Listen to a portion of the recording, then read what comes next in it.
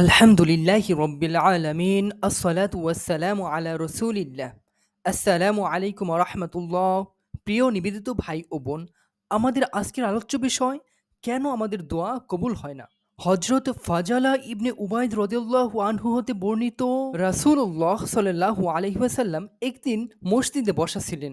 এমন সময় এক ব্যক্তি এসে সেখানে সালাত অর্থাৎ নামাজ আদায় করলো। এরপর সেই ব্যক্তিটি দোয়া করলো, হে আল্লাহ, তুমি আমাকে মাফ করে দাও, তুমি আমাকে রহম করো। রাসূলুল্লাহ সাল্লাল্লাহু আলাইহি ওয়াসাল্লাম বললেন, হে সালাত আদায়কারী, তুমি বেশ তাড়াহুড়ো করে ফেললে। তুমি সালাত আদায় করে যখন বসবে তখন আগে আল্লাহর যথোপযুক্ত তারিফ অর্থাৎ প্রশংসা আদায় করবে, এরপর আল্লাহর কাছে দোয়া করবে। এরপর ফাজালা রাদিয়াল্লাহু আনহু বললেন, এরপর আরেক ব্যক্তি এসে সালাত আদায় করলো।